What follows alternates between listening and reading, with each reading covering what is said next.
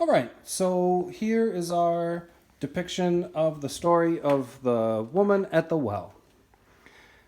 And Jesus approached the city of Sychar, one of those one of those cities where those dirty Samaritans all live. Boo! And his ancestors' well was there. And Jesus rested from the heat in the shade of the tree. Get some shade on him. Get some shade on him. Yeah. And so Jesus, hot and tired, took shade in the well, at the well, and a woman came in the heat of the day also to find shade and to gather water. And Jesus said to her, "Get me some water." You're Jewish and I'm a Samaritan, so why are you asking me? Yeah, so they're not supposed to get along. But Jesus answered her, "If you understood who I am, you, instead of me asking you, you would be asking me. And I would give to you living water."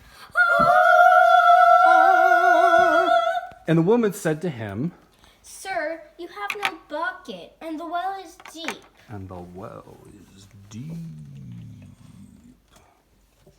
Where are you supposed to get this living water?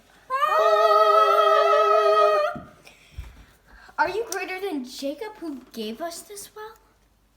And Jesus said to her, "Everyone who drinks from this well, this water, will be thirsty again.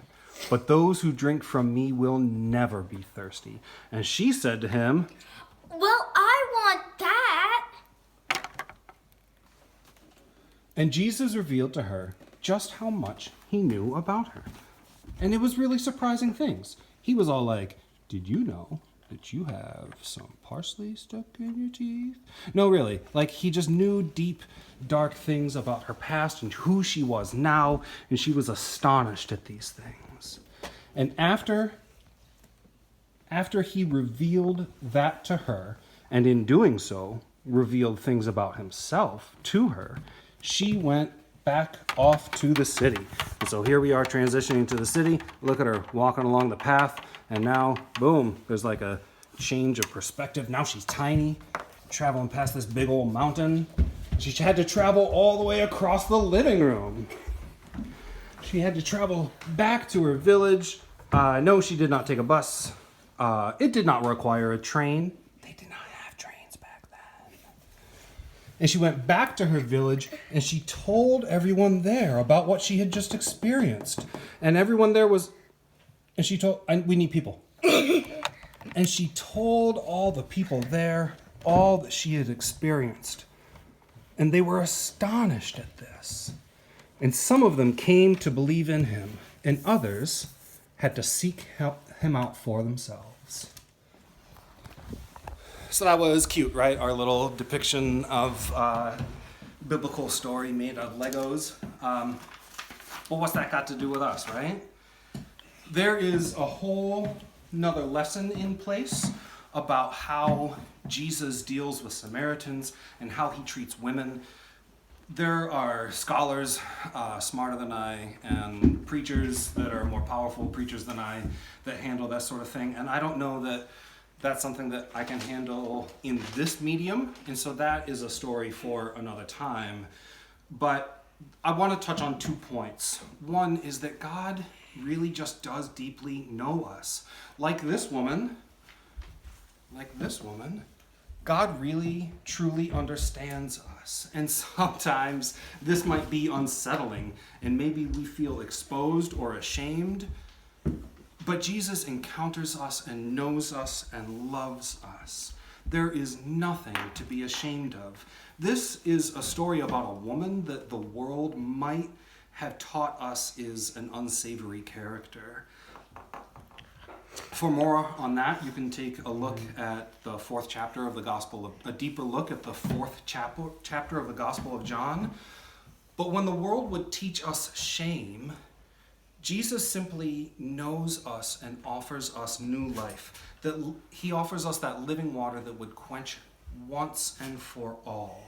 When we can let our worries and our preconceptions go, we find that having someone that so intimately knows and understands us is a good thing.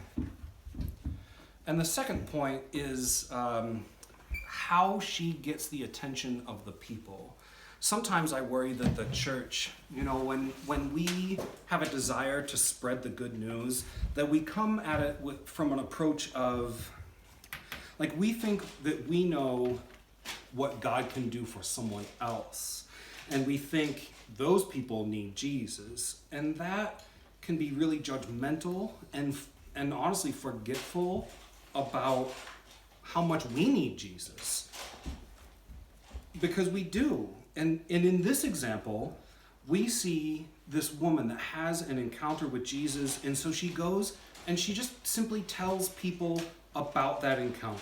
And there's so much to learn from her in that. She just tells people what God has done for her. And this is just a really great example for us to follow. That maybe the most powerful and provocative way that we can tell people about Jesus, it doesn't make any assumptions or judgments about what other people need.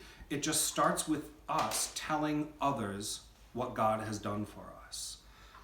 So that's our biblical reflection story for today, depicted in Lego. We're really just not sure what this hiatus due to the coronavirus is going to bring. You can probably expect to see more Legos from me, but a lot of expectations have been blown out of the water recently. So I invite you to respond to this with updates about how you're holding up and also your prayer concerns.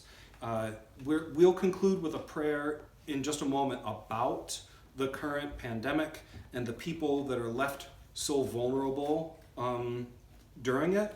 But if you reply with an email or post a comment on the thread in Facebook or whatever it is, then we'll have a short prayer service to share at some point in the week that will incorporate the things that are on your hearts and minds. Until we have those requests back from you, we conclude with this prayer.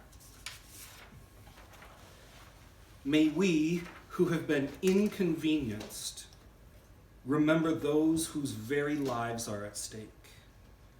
May we, who have no attributed risk factors with infection, remember those who have been flagged as vulnerable. May those who have the ability to work from home remember those who must choose between preserving their health or being able to make rent or buy groceries. May we who have the resources to care for children when schools are closed remember those who suddenly find their backs against the wall. May those who have canceled trips and vacations, who desire to just go somewhere, remember those with no place to be. May those who are losing investments in a volatile market, investments made from expendable income, remember those falling deeper and deeper into debt and poverty. May those who are settling in to a well-stocked home for a quasi-quarantine remember those who have no home at all. During this time when we long to literally wrap our arms around each other in a physical embrace, let us yet find ways to become the loving embrace of God for our neighbors. Amen. Okay, love you, bye.